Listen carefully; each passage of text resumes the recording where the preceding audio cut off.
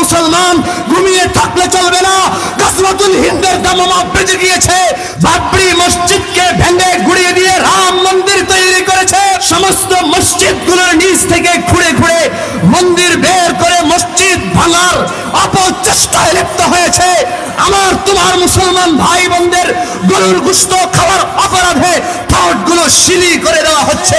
যদি চূড়ান্ত লড়াইয়ের দামামা বেজে যায়, আল্লাহর দ্বীনের জন্য, আল্লাহর কোরআনের জন্য, ইসলাম রক্ষার জন্য, আল্লাহর নবীর ইজ্জত রক্ষার জন্য, আল্লাহর জমিনে আল্লাহর দ্বীন কায়েম করার জন্য প্রয়োজনে যদি জান দিতে হয়, প্রয়োজনে যদি মাল দিতে হয়, মহাসড়কে যায়া বুকের তাজা রক্ত বিলিয়ে দিয়ে শাহাদাত বরণ করার জন্য কারা কারা প্রস্তুত আছো?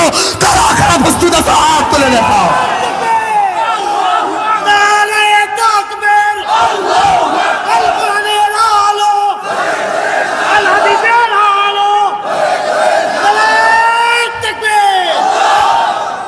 সজাগ থাকবেন তো ইনশাআল্লাহ।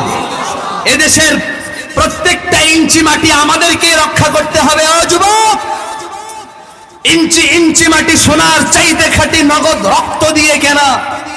শত্রু বা হানাদার অন্য কেউ যদি, কোন বিজাতি যদি এদেশের 1 ইঞ্চি মাটি যদি তারা হরণ করে নিয়ে যেতে চায়, ঈমানের দায়িত্ব হলো এদেশের মাটিতে আমরা ইনশাআল্লাহ, শুধু এদেশের মাটিতে নয়, গাজওয়াতুল হিন্দের মাধ্যমে দিল্লির লাল কেল্লায় কালিমা খচিত পতাকা পথ করে উঠবে, পথ করে উঠবে ইনশাআল্লাহ। পারবেন না ইনশাআল্লাহ? ঘুমায় থাকলে চলবে না। যুবক, ইতিহাস পড়ো। তুমি কেমন মুসলমান? নবীর যুগের পরে হযরত আবু বকর শাসন করেছেন 2 বছর, হযরতে ওমর শাসন করেছেন 10 বছর, হযরতে ওসমান, হযরতে আলী থেকে নিয়ে 30 বছর পর্যন্ত নবীর মতো করে খেলাফত আলা মিনহাজিন নবুওয়াত ছিল। এরপরে উমাইয়া খেলাফত, আব্বাসী খেলাফত, ওসমানী খেলাফত, 1924 সাল পর্যন্ত সারা পৃথিবীতে ইসলামী খেলাফত ছিল।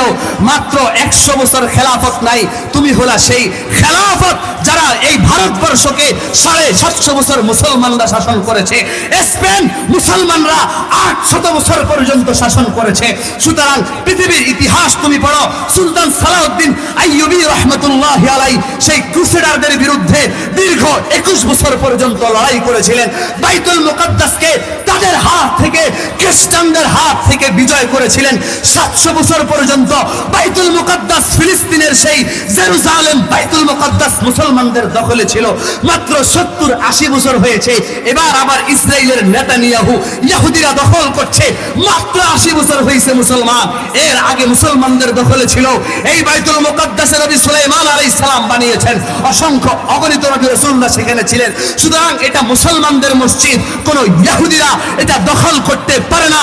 কোন ইহুদিদেরকে সেই বাইতুল মুকাদ্দাস ছেড়ে দেওয়া হবে না। কথা বলেন ঠিক না বেঠিক? আরো জোরে বলেন ঠিক না বেঠিক? ও মুসলমান, আমি শুধু স্মরণ করে দিতে চাই, তুমি কিসের জাতি? শুধু ফেসবুক, ইমো, হোয়াটসঅ্যাপ, মেসেঞ্জার আর গুগল আর ইনস্টাগ্রামে পড়ে থাকলে চলবে না। শুধুমাত্র অবৈধ প্রেম এর মধ্যে হাবুডুবু খেলে চলবে না। হলিউড, বলিউডের নাটক, সিনেমার মধ্যে ডুবে থাকলে চলবে না। তোমাকে পড়তে হবে কিভাবে হযরতে ওমর অর্ধজাহান শাসন করেছিলেন। তোমাকে জানতে হবে কিভাবে বাদশা জুলকারনাইন, নবী সুলাইমান সারা পৃথিবী শাসন করেছেন। তোমাকে জানতে হবে উমাইয়া খেলাফত, আব্বাসী খেলাফত, ওসমানী খেলাফত কিভাবে সারা পৃথিবী শাসন করেছেন। ইতিহাস জানতে হবে, পড়তে হবে, আর হুঁশিয়ার থাকতে হবে, জাগ্রত থাকতে হবে। কোন বিজাতি, কোন ইহুদি আর খ্রিস্টান যদি ইসলামকে দাবায়া দেওয়ার অপচেষ্টায় লিপ্ত হতে চায়, তাদের বিরুদ্ধে দাঁত ভাঙ্গা জবাব দিতে রাজি আছো তো ইনশাআল্লাহ?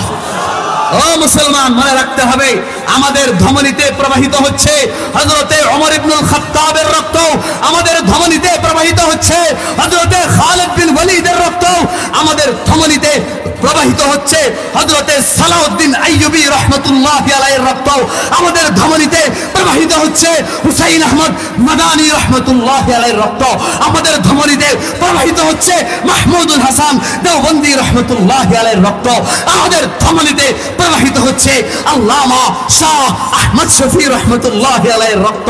সুতরাং এই বাংলার জমিন সহ সারা পৃথিবীতে সমস্ত বিজাতিদেরকে স্পষ্ট হুঁশিয়ারি বাক্য উচ্চারণ করতে চাই, ইসলামের বিরুদ্ধে কোন দুঃস্বপ্ন দেখবা, কোন রক্তচক্ষু তোমরা দিবা, তোমাদের সেই রক্তচক্ষুকে উপড়ে দেওয়া